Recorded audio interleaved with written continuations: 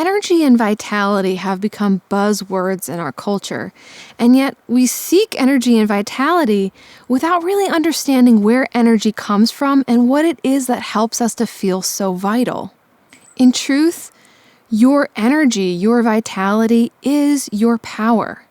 So the process of becoming energetic or vital again, while it can be greatly helped with things like herbs or a good lifestyle, what it really comes down to is refinding our superpowers when they've been lost along the way. I am Asia Suler of One Willow Apothecaries, and this is your guide to finding your lost power.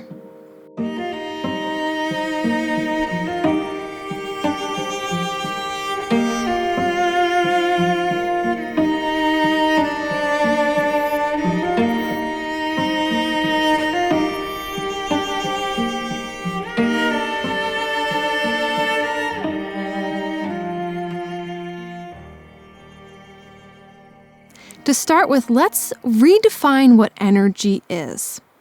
So, from a Chinese medicine perspective, energy could be called our qi, our life force, that which animates us and brings us alive.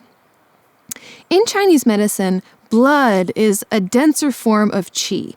It is the delivery system for this life force within our body. So in Chinese medicine, when we talk about having good blood, it means having a lot of vitality, energy, enthusiasm for life. When we are connected to this inner power source, we feel juicy and alive. When we're disconnected from it, we can feel stagnant, depressed, tired. In my work, I like to use the metaphor of a sun catcher to help people understand this concept that we are channels of a wider light and to understand what true embodiment and power really is. So if you've ever seen a sun catcher in a window, a beautiful crystal that sits and captures the light, you will notice that when that light comes into the crystal, it is transformed into rainbows. So that light that is coming to shine through that sun catcher, that is the truth of who we are in our wider sense. That is our source, that is the divine, that is your higher self. I like to use the term wider self because to me it feels like something I'm a part of. But whatever language you like to use, this is the energy, the life force that is streaming through us, that brings us alive. So as this light comes into the sun catcher, it brings the whole body of that sun catcher alive with that light, and the byproduct are these rainbows. Those rainbows are the gifts that you were meant to bring to this world, and the only thing you need to do to give those gifts is be open to your own light. But of course, things happen over time that disconnect us from our power source, from this light, which is our energy and our vitality. From this perspective, when you're experiencing an illness, part of the problem is that you are missing some pieces of your power. Now, we've all had times in our life where we feel like we left behind a bit of ourselves, where we felt disempowered. From a shamanic viewpoint, this would be called soul loss. I don't love the term soul loss because nothing's ever lost for good. It's really just like a piece of you gets stuck in a certain era or time in your life. Anytime we've experienced trauma, a piece of us gets stuck in that moment, and we've all experienced trauma in our life. Interestingly enough, in Chinese medicine, it's said that trauma causes frozen blood. So when we have stagnant blood conditions, it's linked to trauma, which makes sense. In a moment of trauma, it's as if our life force freezes. The amazing thing is we are incredibly powerful beings, and we have the ability to retrieve any power we've lost along the way. Here are 3 practices to reclaim your vitality and your inner light.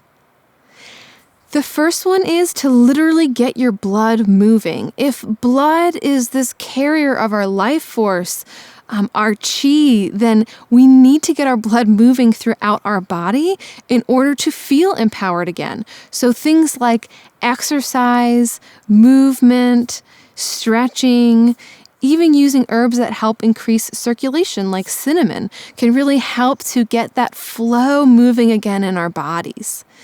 You've probably found that it's hard to get yourself up and out to do things like take a walk, but afterwards you're always happy that you did it. Well, this is because it actually helps your life force return to your body, heart, and mind. The second tip that I use to feel my power again and feel my vitality is I work with the stone garnet. Garnet in Chinese medicine is known as a principal stone for the blood.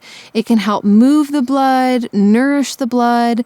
Because of this, it's often used for issues having to do with menstruation, but also just anything having to do with vitality.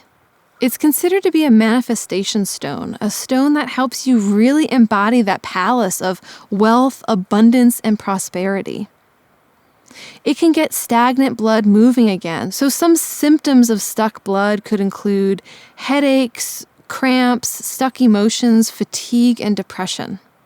I like to work with garnet by keeping it directly on my body, in jewelry or sleeping with the raw stones in my hands, or just taking some time to meditate with garnet.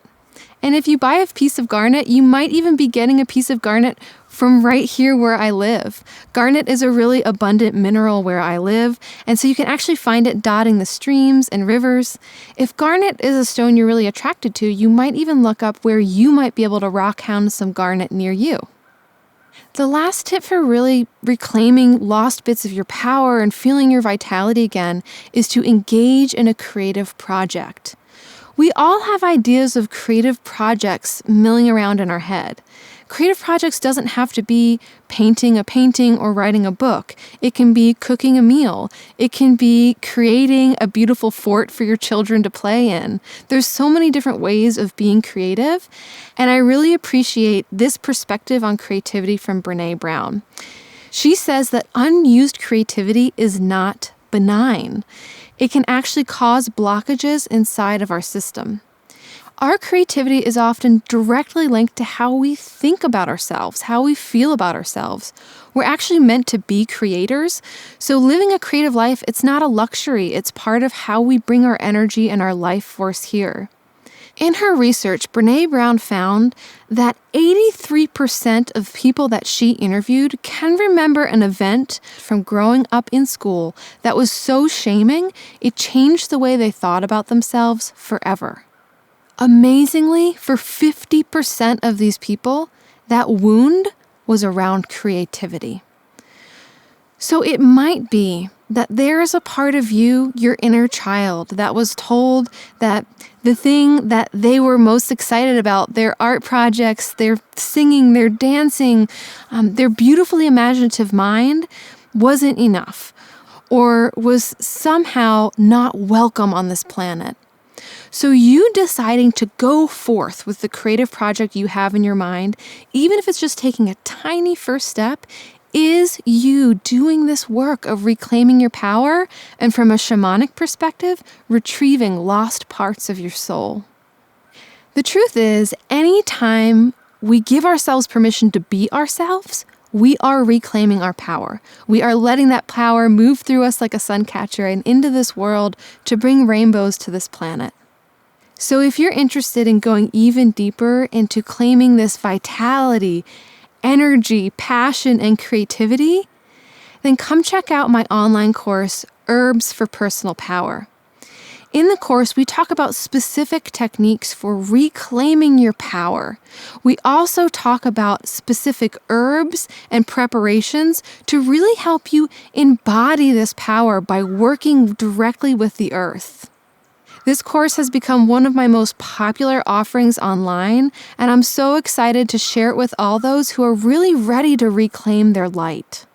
So you can find this course as well as all my other online courses on my website, onewillowapothecaries.com. Once there, you can sign up to become a part of my inner circle, where I send you directly all these videos, plus so many other insights, inspirations, and meditations to truly create a life that is in alignment with your light and the earth.